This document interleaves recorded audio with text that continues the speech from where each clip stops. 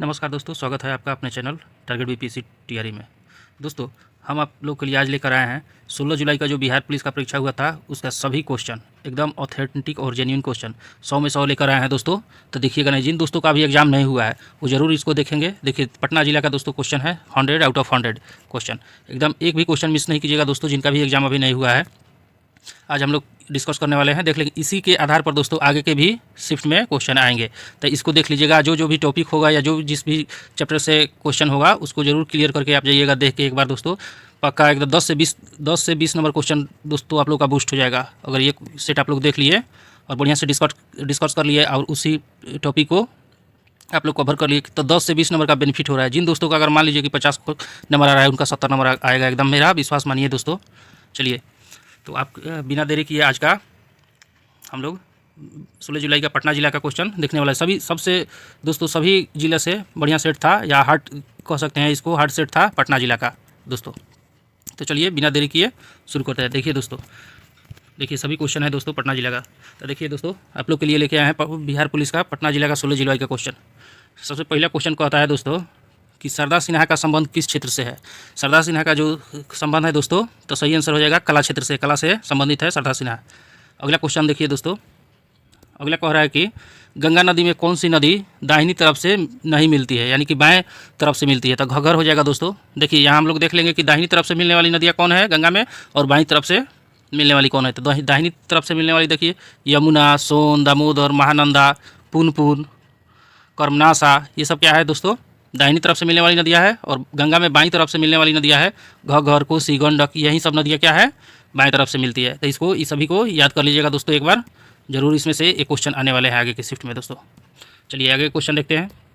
आगे क्वेश्चन है कि गंगा नदी की कौन सहायक नदी नहीं है। गंगा की यानी कि सहायक नहीं है, तो ऑप्शन क्या था, लेकिन उसमें एक पेन गंगा है जो कि गंगा की सहायक नदी नहीं थी।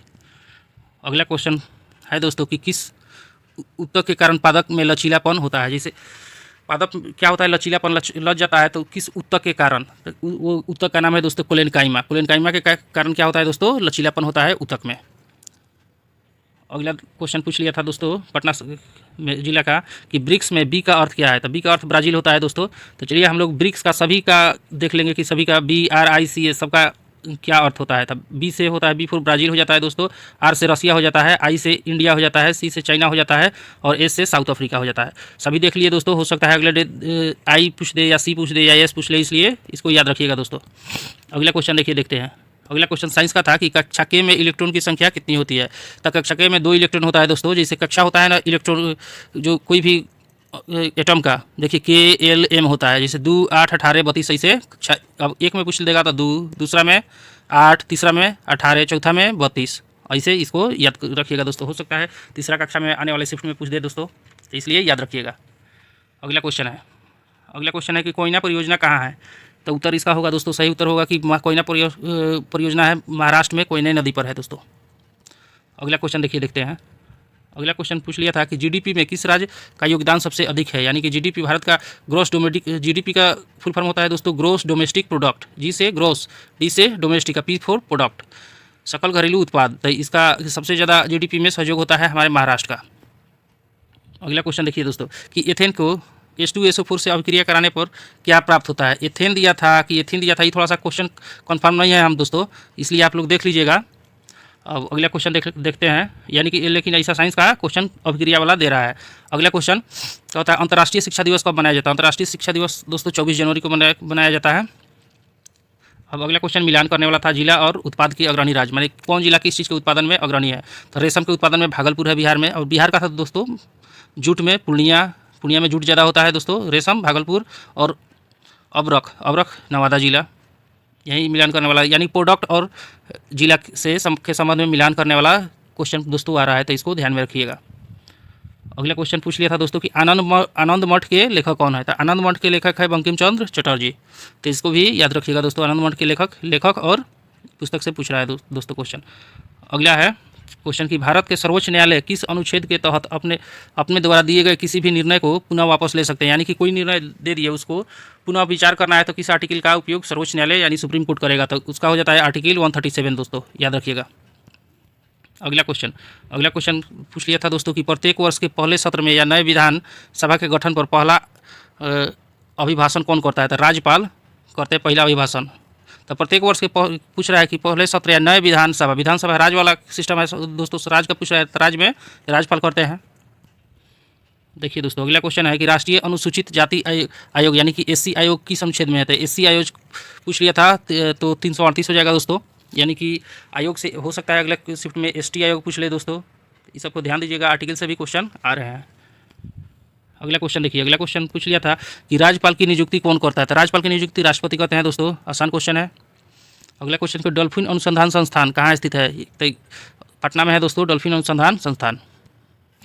बिहार स्पेशल का क्वेश्चन है दोस्तों, बिहार से बहुत 10-12 क्वेश्चन जरूर आए थे दोस्तों।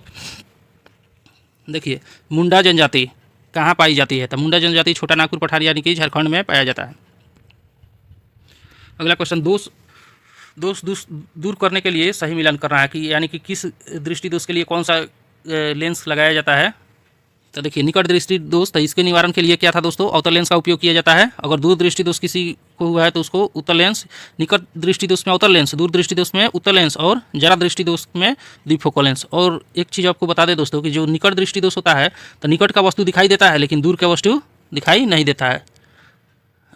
सॉरी दोस्तों, निकट दृष्टि दोष में निकट का वस्तु दिखाई नहीं देता है, दूर के वस्तु दिखाई देता है। ये उल्टा संबंध होता है, इसको याद रखिएगा दोस्तों। अगला क्वेश्चन कह रहा है कि मनुष्य के लिए श्रव्य ध्वनि की क्षमता कितनी होती है, यानी कि कितना श्रव्य ध्वनि, कितना हर्ट्ज तक की ध्वनि को सुन सकता है मनुष्य? देखिए, तब 20 से 20,000 हर्ट्ज जो है दोस्तों, इसी रेंज में मनुष्य सुनता है। और 20,000 से ज़्यादा भी हो जाएगा तो नहीं सुन सकता है, और 20,000 से कम भी हो जाएगा तो नहीं सुनाई देगा मनुष्य को। तो श्रव्य ध्वनि कितना क्या हो जाएगा दोस्तों? 20 से 20,000 हर्ट्ज, ये रेंज याद रखिएगा। अगला क्वेश्चन है कि भारत का एकमात्र युवक जो अंतर्राष्ट्रीय अंतरिक्ष स्टेशन पर रहकर आया है, तो कौन युवक है जो अंतर्राष्ट्रीय एकमात्र युवक जो अंतर्राष्ट्रीय अंतरिक्ष स्टेशन पर रहकर आया है? तो शुभांशु शुक्ला, बहुत फेमस क्वेश्चन है दोस्तों, अंतरिक्ष स्टेशन पर अंतर्राष्ट्रीय रहकर आए हैं। अगला क्वेश्चन है दोस्तों कि लाइफ टाइम अर्जुन पुरस्कार 2025 से किसे मिला है? तो मुरलीकांत राजाराम पाटेकर को लाइफ टाइम अचीवमेंट अर्जुन पुरस्कार इनको प्रदान किया गया है। अगला क्वेश्चन देख लीजिए दोस्तों, अगला क्वेश्चन है कि उत्तल दर्पण में वस्तु को फोकस दूरी और दर्पण के बीच रखने पर प्रतिबिंब कहाँ बनेगा? तो उत्तल दर्पण में वस्तु को फोकस दूरी और दर्पण के बीच रखने पर प्रतिबिंब बनता है दोस्तों दर्पण के पीछे, आभासी, सीधा और वस्तु से बड़ा। ये इमेज का जो है देख लीजिएगा दोस्तों कि कहाँ रखने पर, कहाँ जैसे अनंत पर रखेंगे तो कहाँ वक्रता फोकस पर बनता है, अनंत और वक्रता केंद्र के बीच में रखेंगे तो कहाँ बनता है दोस्तों कि वक्रता केंद्र और अनंत के बीच में। ये सब याद रखिएगा दोस्तों। अगला क्वेश्चन पूछ रहा है कि गांधी जी कब भारत आए थे? तो गांधी जी 9 जनवरी 1925 को भारत में आए थे दक्षिण अफ्रीका से। अगला क्वेश्चन है कि राष्ट्रीय नदी संरक्षण परियोजना कब आया था, यानी नदी संरक्षण परियोजना पूछ रहा है कि कब आया था? तो 1995 में नदी संरक्षण परियोजना आया था दोस्तों। अगला क्वेश्चन है कि विदेह किन दो भौगोलिक क्षेत्र के बीच आता है? तो विदेह जो है दोस्तों ये हो जाता है कि तराई क्षेत्र और गंगा के मैदान के बीच, यानी कि दक्षिण नेपाल और उत्तरी बिहार को जो, जैसे मान लीजिए यहाँ नेपाल है और ये बिहार है, तो इसको जो अलग हो जाता है इसी क्षेत्र को क्या कहते हैं? विदेह का क्षेत्र कहते हैं दोस्तों। वहीं कह रहा है कि दक्षिण नेपाल और उत्तरी बिहार को अलग करता है तराई क्षेत्र। विकासवाद का सिद्धांत किसने दिया था? तो चार्ल्स डार्विन ने दिया था विकासवाद का सिद्धांत, आप जान रहे हैं दोस्तों। देखिए, अगला क्वेश्चन है कि 3G किससे संबंधित है? 3G जो है मोबाइल कम्युनिकेशन से, अब आज तक 4G 5G भी अब आ गया है, लेटेस्ट जो है 5G अभी चल रहा है, तो 3G भी मोबाइल कम्युनिकेशन यानी कि इंटरनेट संचार से संबंधित है। ऑप्शन के अकॉर्डिंग क्या ऑप्शन था देख लीजिएगा। अगला क्वेश्चन है कि बांग्लादेश की मुद्रा क्या है? तो बांग्लादेश की मुद्रा टाका होता है दोस्तों, भारत का जैसे रुपया है। अगला क्वेश्चन दिया था कि दक्षिण पूर्वी एशिया में हाल ही में 7 तीव्रता से भूकंप किस देश में आया था? तो दक्षिण पूर्वी एशिया में देखिए म्यांमार, कई को देश में आया था दोस्तों, लेकिन पता ना म्यांमार था कि नहीं, ऑप्शन में ये हम कंफर्म नहीं है, लेकिन म्यांमार में आया था। देखिए, अगला क्वेश्चन है कि अंतर्राष्ट्रीय मास्टर्स क्रिकेट खिताब 2025 से किस देश ने जीता है? तो इंडियन मास्टर ने जीत लिया है मास्टर्स क्रिकेट खिताब 2025 का। अगला देखिए, अगला क्वेश्चन कि कौन सी नदी तिब्बत से निकलकर यू आकार की घाटी बनाती हुई असम में प्रवेश करती है? तो तिब्बत से निकलकर ऐसे होकर असम में आती है कौन? ब्रह्मपुत्र नदी, और बांग्लादेश में जाकर फिर बंगाल की खाड़ी में गिर जाती है। तो इसका सही आंसर हो जाएगा दोस्तों ब्रह्मपुत्र नदी। देखिए, अगला क्वेश्चन देख लेते हैं। अगला क्वेश्चन है कि आदिवासियों का कुंभ मेला किस राज्य में मनाया जाता है? तो आदिवासियों का कुंभ मेला जो है राजस्थान में मनाया जाता है दोस्तों।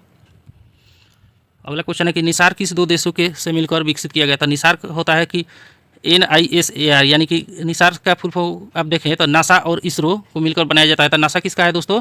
अमेरिका का, और इसरो भारत का। तो भारत और अमेरिका दोनों को मिलकर क्या बनाया गया दोस्तों? निसार। देखिए अगला क्वेश्चन कह रहा है कि तिल मिट्टी का खिलौना किस राज्य में बनता है। तो बिहार हो जाएगा दोस्तों, बिहार स्पेशल से क्वेश्चन आया था दोस्तों।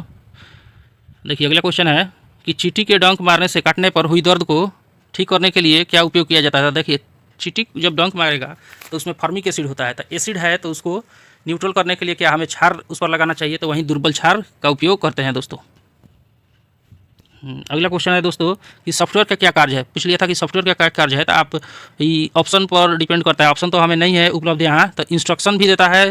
देख लीजिए, अगर इंस्ट्रक्शन देना होगा तो ये सही हो जाएगा। डाटा प्रोसेसिंग का भी काम करता है सॉफ्टवेयर, ये भी हो जाएगा। संचार का भी काम करता है, मनोरंजन का भी काम करता है, यानी कि कोई भी गेम है वो सॉफ्टवेयर के माध्यम से ही चलता है, तो मनोरंजन भी हो गया। तो ऑप्शन के अकॉर्डिंग जो होगा इसमें से लगाना था दोस्तों। अगला क्वेश्चन है कि निम्न में से कौन नवीकरणीय ऊर्जा का स्रोत नहीं है। तो लौह अयस्क ऑप्शन में था दोस्तों, जो कि नवीकरणीय ऊर्जा का स्रोत नहीं है।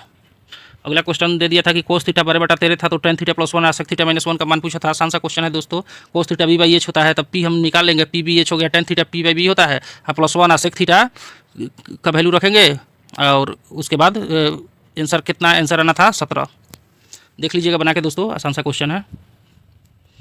अगला क्वेश्चन है कि भारतीय संविधान के अनुसार भारत क्या है। तो भारत राज्यों का संघ है, जो कि आर्टिकल 1 और भाग 1 में दिया गया है। भाग 1 में यही ना दिया गया दोस्तों कि भारत राज्यों का संघ है। अगला क्वेश्चन कह रहा है कि नालंदा विश्वविद्यालय या विक्रमशिला विश्वविद्यालय को किसने ध्वस्त किया था। तो बख्तियार खिलजी जो था दोस्तों, नालंदा विश्वविद्यालय और विक्रमशिला विश्वविद्यालय को ध्वस्त किया था। ऑप्शन नंबर ये हो जाएगा। अगला क्वेश्चन पूछ लिया था दोस्तों कि भारत में शहरी जनसंख्या 2030 तक कितनी हो जाएगी। तो 40% लगभग 2030 तक हो जाएगी शहरी जनसंख्या। एकदम ऑथेंटिक क्वेश्चन है दोस्तों, लास्ट तक जरूर देखिए। आपको किसी भी शिफ्ट में अगर आने वाले एग्जाम में आपका एग्जाम है तो आपको निश्चित ही इससे बेनिफिट मिलने वाला है। हमारा यही खासियत है कि हम ऑथेंटिक जो भी कंटेंट होता है ऑथेंटिक देते हैं दोस्तों। थोड़ा सा लेट से देंगे लेकिन ऑथेंटिक देंगे। तो चलिए अगला क्वेश्चन देख लेते हैं। अगला क्वेश्चन पूछ रहा लिया था कि पश्चिम से पूरब की ओर पहाड़ी का क्रम क्या है। तो पश्चिम से पूरब की ओर पहाड़ी का देखिए, गारो, खासी, जयंतिया। गारो खासी के बाद एक आता है दोस्तों मिकिर, उसके बाद आता है जयंतिया। गारो खासी, मिकिर, जयंतिया। तो ये पश्चिम से पूरब क्रम है दोस्तों। मेघालय का है दोस्तों ये पहाड़ी। अगला क्वेश्चन देखिए दोस्तों। अगला क्वेश्चन था कि गौतम बुद्ध के जीवन की घटना किस में निहित है। तो गौतम बुद्ध के जीवन की घटना त्रिपिटक में निहित है। अगला क्वेश्चन देखिए। अगला क्वेश्चन लिखा है कि निम्नलिखित में से बिहार गृह मंत्रालय का भाग कौन सा है। तो पुलिस प्रशासन, ऐसा कुछ क्वेश्चन था दोस्तों। ये एग्जैक्ट क्वेश्चन नहीं है, थोड़ा सा इधर उधर है, लेकिन ये पुलिस प्रशासन इसका आंसर था। देख लीजिए, ये क्वेश्चन था दोस्तों, मैथ का ही क्वेश्चन है कि राघव किसी काम को 24 दिन में करता है, रमेश 5 दिन में करता है और महेश 12 दिन में करता है। तो तीनों मिलकर कितने दिन में करेंगे। तो आसान सा क्वेश्चन है। तीनों को एलसीएम ले लीजिएगा और इसका एफिशिएंसी निकाल दीजिएगा और देख लीजिएगा कि कितना दिन में। 40/13 इसका आंसर आ रहा है, देख लीजिएगा।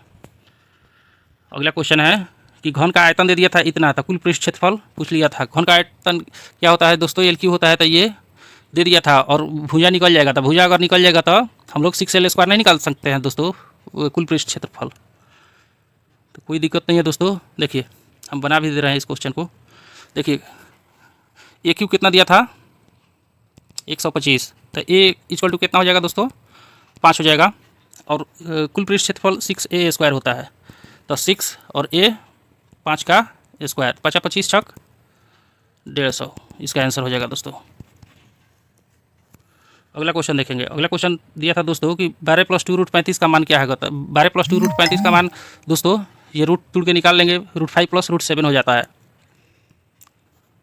देखिए क्या होता है कि इसके अंतर जोड़ने पर ये मल्टीप्लाई करने पर 35 आना चाहिए और जोड़ने पर ये आना चाहिए, तो हो जाता है। और 2 मल्टीप्लाई में हो जाता है। तब 7 और 5 12 या 7 5 35 हो गया दोस्तों।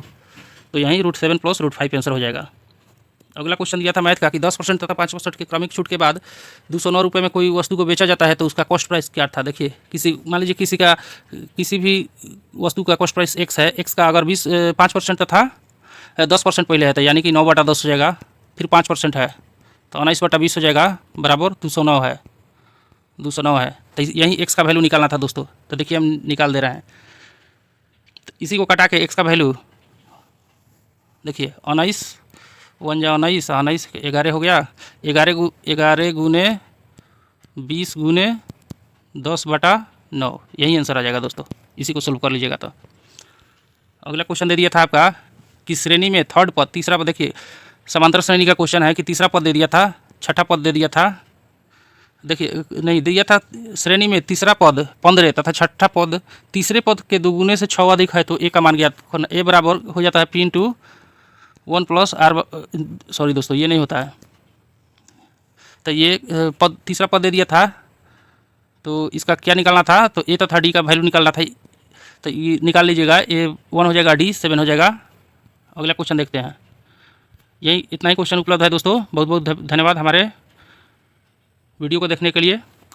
यह इसी तरह का आप अपडेट चाहते हैं हमसे तो हमारे चैनल से जुड़े रहें और हमारे चैनल को लाइक शेयर सब्सक्राइब जरूर कर ले। सब्सक्राइब कर ले दोस्तों, ताकि किसी भी सेट का प्रैक्टिस में अगर अपलोड करूं तो आप तक मिल पाए। चलिए बहुत बहुत धन्यवाद दोस्तों।